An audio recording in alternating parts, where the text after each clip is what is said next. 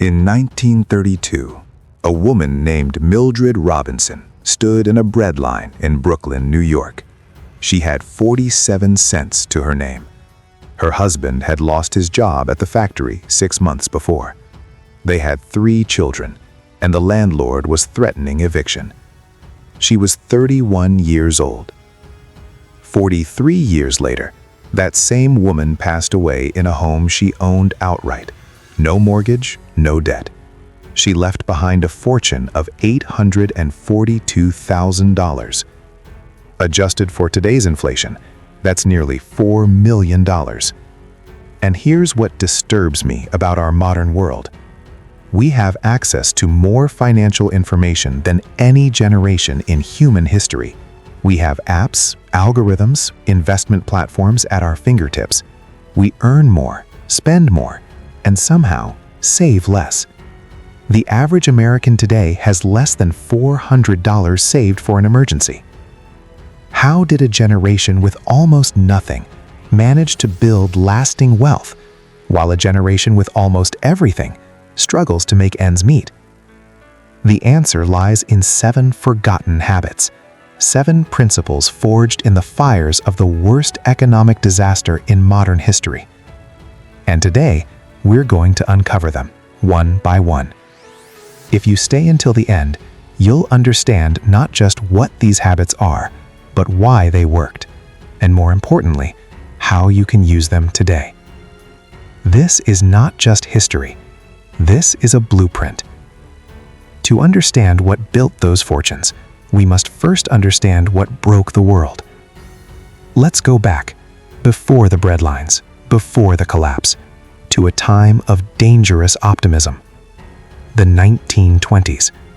They called them the Roaring Twenties, and for good reason. The Great War was over, industry was booming, and for the first time in American history, ordinary people were investing in the stock market. Barbers, teachers, factory workers, everyone wanted a piece of the American dream. And why wouldn't they? The market had only gone up. It seemed like it would never stop. Credit was easy. Debt was normalized. Buy now, pay later became the national anthem. A brand new Ford Model A cost around $500, but you didn't need all that money up front. You could pay in installments. A radio cost about $130. A refrigerator close to $300. These were enormous sums for the time, but the banks were happy to lend. And people were happy to borrow. Then came October 29, 1929, Black Tuesday. In a single day, the market lost $14 billion. Within weeks, $30 billion had evaporated, more than the entire cost of America's involvement in World War I. But here's what most people don't understand about the Great Depression. The stock market crash wasn't the disease, it was the symptom. Underneath the glitter of the Roaring Twenties, there had been rot. Farmers had been struggling for years, wages hadn't kept up with productivity, and all that easy credit, it created an illusion of prosperity built on borrowed time. When the crash came, it didn't just destroy wealth, it destroyed trust. Banks failed, over 9,000 of them by 1933. Families who had saved their entire lives watched their money disappear overnight, not because they'd been irresponsible, but because the institutions they trusted had gambled with their futures. By 1933, 1 in 4 Americans was out of work. In some cities, it was worse. Nearly half the population had no income at all. And then came the Dust Bowl. Years of drought and poor agricultural practices turned the Great Plains into a wasteland. Topsoil, the lifeblood of farming, blew away in massive storms that blackened the sky for days. Families who had worked the same land for generations were forced to abandon everything. Over 2 million people became environmental refugees, heading west in search of work that often didn't exist. There's a photograph you may have seen, perhaps the most famous image of the era, a mother with worried eyes, children clinging to her. Her name was Florence Owens Thompson. She was 32 years old when this was taken, a widow, 7 children, living in a tent by a frozen pea field in California. She had just sold the tires from her car to buy food. But here's what the photograph doesn't show. Florence didn't give up. She worked her way through the depression. She raised all 7 of her children. She lived to be 80 years old, and when she died in 1983, she was not destitute. She had survived, and more than that, she had taught her children how to survive too. Because here's the truth about the Great Depression that we've forgotten. It wasn't just a story of loss, it was a story of adaptation, of resilience, of ordinary people discovering extraordinary wisdom in the worst of circumstances. The habits they learned weren't just survival tactics, they were the foundation of generational wealth. To understand how these habits were born, we need to step inside the lives of the people who lived them. Imagine you're a factory worker in 1931. Let's call you William. You're 35 years old. You have a wife and 2 children. A year ago, you were earning $35 a week, a respectable wage. Now, the factory has closed. There is no work. Your savings, what little you had, disappeared with your bank. Your landlord wants $12 a month for rent. Bread costs 10 cents a loaf. Eggs are 29 cents a dozen. Milk is 14 cents a quart. You do the math. It doesn't add up. So you make a choice, the same choice millions of Americans made in those years. You choose to adapt.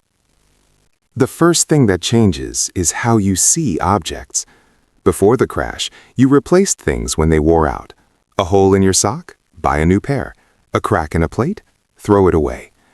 Now, every object becomes precious. A sock isn't disposable.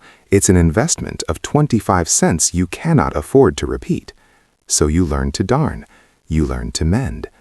Your children's shoes are wearing thin? You don't go to the store. You find cardboard to reinforce the soles. When that wears through, you cut up an old tire and attach it with wire. Waste becomes unthinkable, sinful even. Your wife transforms in the kitchen. Before, she might have thrown away vegetable scraps. Now, those scraps become soup stock. Bones are boiled until they yield every drop of nutrition. Stale bread becomes bread pudding. Fat is rendered and saved for cooking. Nothing is wasted. Everything is used. And then comes the most important shift of all. The shift from consumer to producer. You realize that every dollar spent at the grocery store is a dollar you don't have. But seeds? Seeds cost pennies. And with time, patience, and labor, seeds become food. So you dig up your backyard. If you don't have a backyard, you find an empty lot. If there's no empty lot, you grow tomatoes in buckets on your fire escape. You become less dependent on a system that has failed you.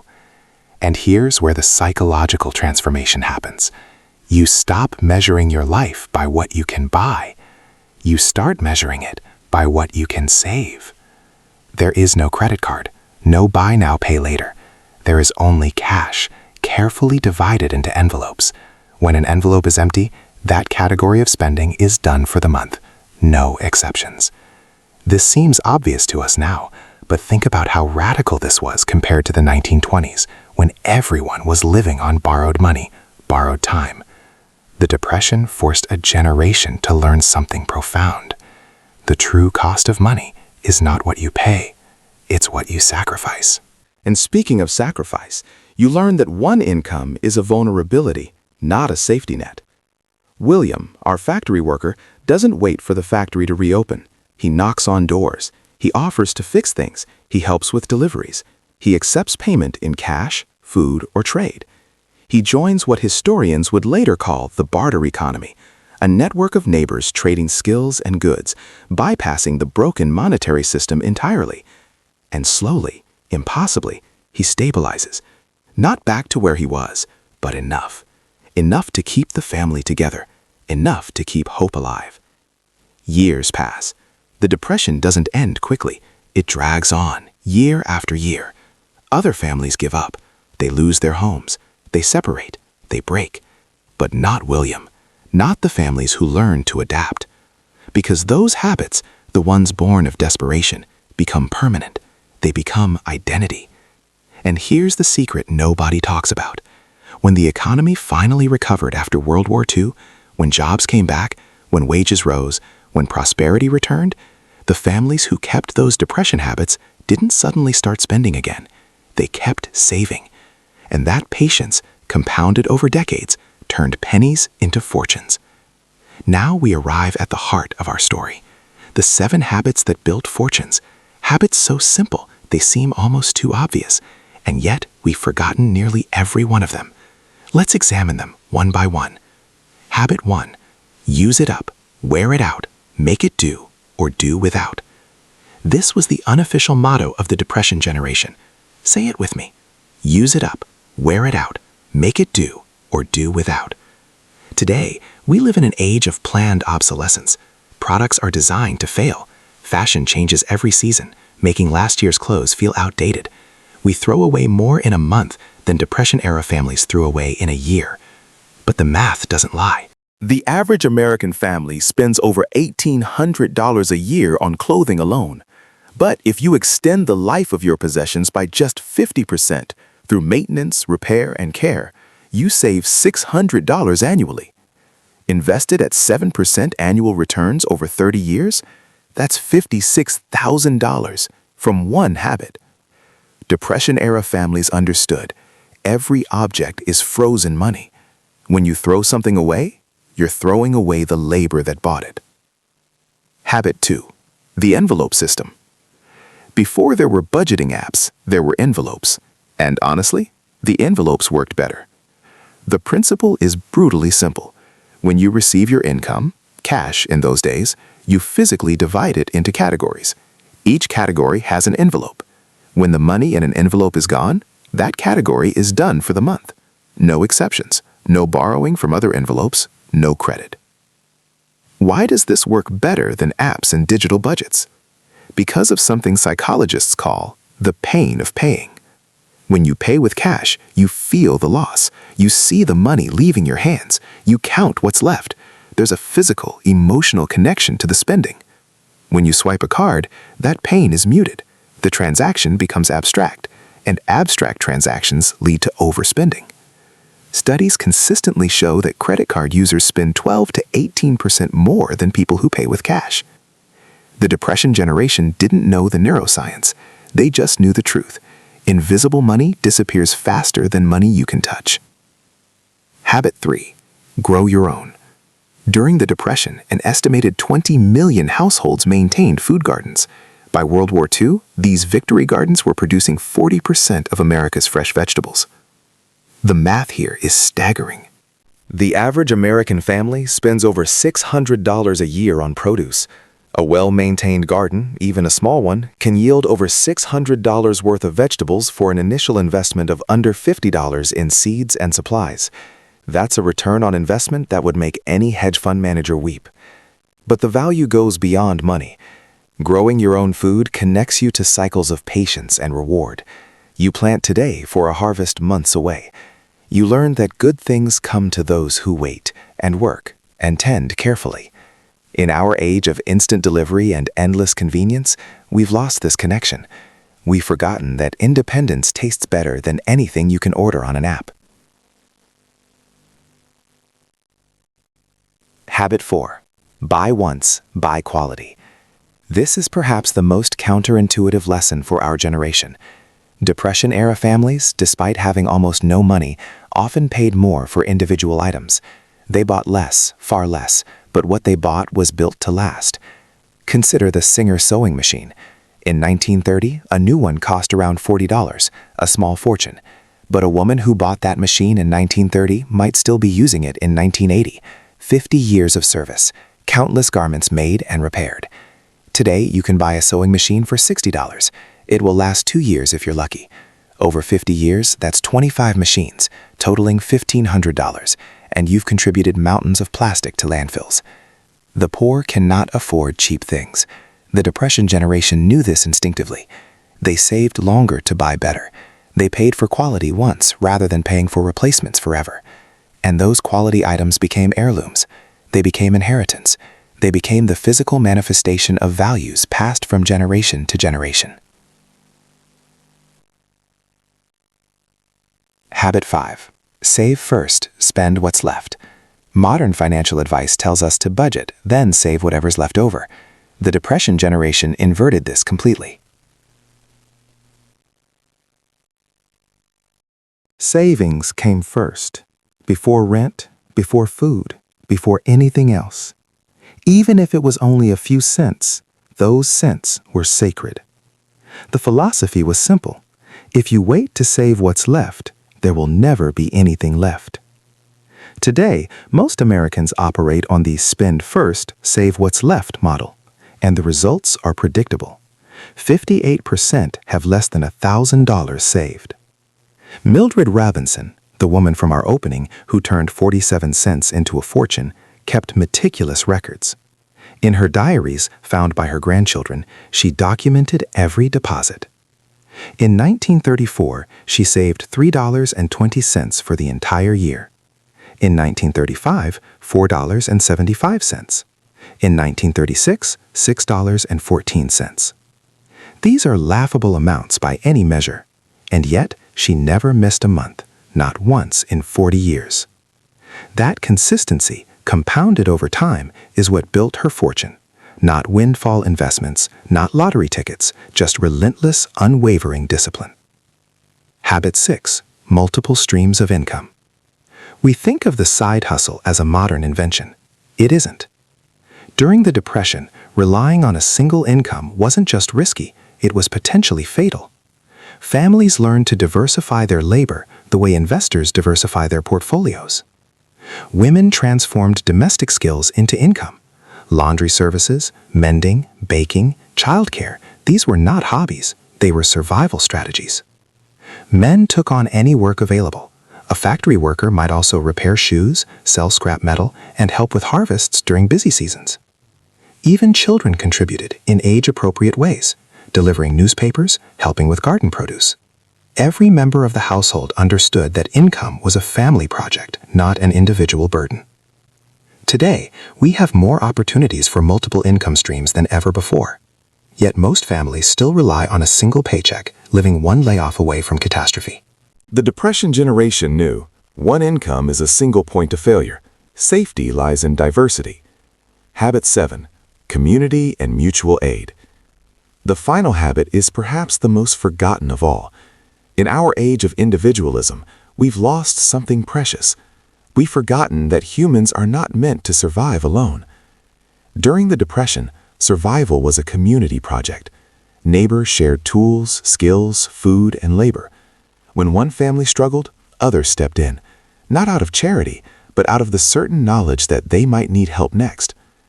The barter economy flourished because money was scarce, but goodwill was abundant. A farmer might trade eggs for a doctor's visit. A seamstress might exchange mending for firewood. Today, we've replaced human connection with digital transaction. We don't know our neighbors. We don't share our struggles. We suffer alone, drowning in silence while convinced everyone else is fine. The Depression generation knew that community is a form of wealth. Relationships are investments. Generosity is a survival strategy. They knew that in the worst of times, the richest person is not the one with the most money. It's the one with the most friends. So what happened to the families who learned these habits? Let's return to Mildred Robinson, the woman who started with 47 cents. When World War II ended and prosperity returned, Mildred didn't change. She kept the same habits. While neighbors bought new cars on credit, she saved for 2 more years and paid cash for a used one. While others moved to bigger houses with bigger mortgages, she stayed in her modest home and paid it off in 15 years instead of 30. That decision alone saved her over $30,000 in interest, money that went straight into her savings. Her habits never wavered. Save first, buy quality, waste nothing, stay connected to community. By 1970, she had accumulated over $200,000 in savings and investments, a staggering sum that continued to compound. She never lived extravagantly. To her neighbors, she was just a kind, quiet woman who tended her garden and baked pies for church events. When she passed in 1975, her children discovered the truth. $842,000. 3 properties, no debt, no inheritance squandered. And more importantly, values passed down to 3 children, 9 grandchildren, and countless great-grandchildren who learned that wealth isn't about what you earn, it's about what you keep. Mildred's story is not unique. Across America, quiet fortunes were built the same way. Ronald Reed, a gas station attendant and janitor from Vermont, lived his entire life by Depression-era principles. He mended his own clothes. He drove an old car. He never ate at fancy restaurants. When he died in 2014, he left behind $8 million. Ann Scheiber, an IRS auditor who earned modest wages her entire career, invested patiently for 50 years. She lived frugally, avoided debt, and reinvested every dividend. She left $22 million to charity.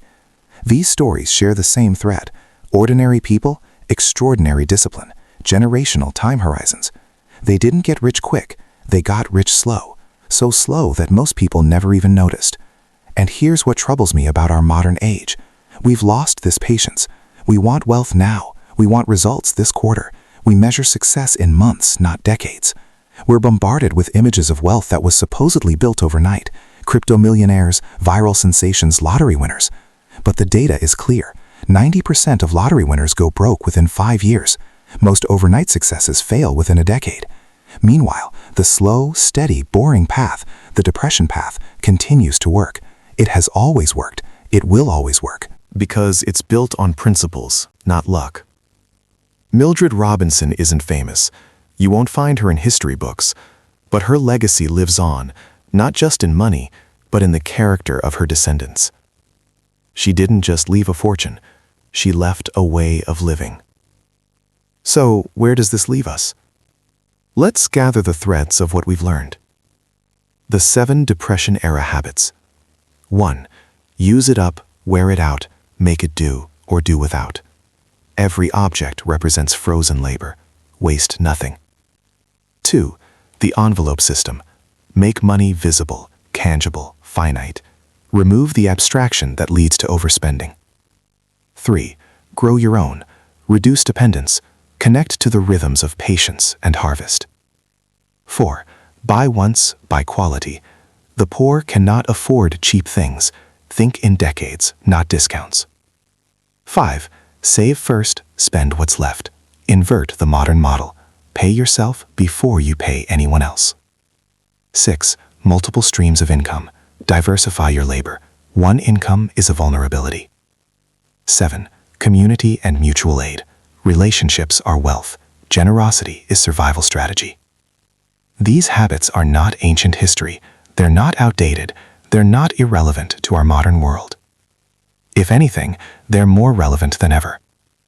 We stand at a moment of great uncertainty, economic fragility, climate instability, shifting job markets. The systems our parents trusted are showing cracks. But if the Depression generation taught us anything, it's this: uncertainty is not the enemy, it's the teacher. The habits born in crisis become the foundation for prosperity. The muscles built in hard times become the strength for good times. You don't need a fortune to start. Mildred Robinson started with 47 cents.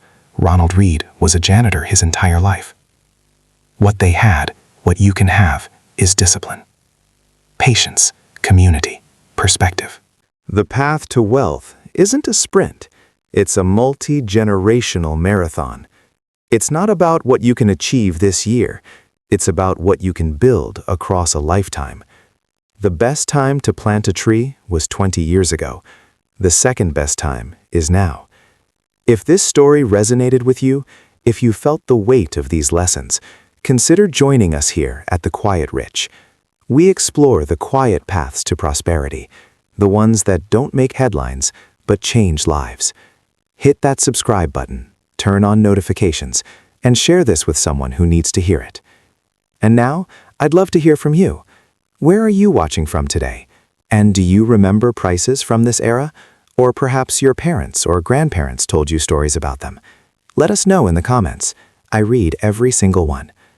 Until next time, stay patient, stay disciplined, and remember, the quiet ones are often the richest of all.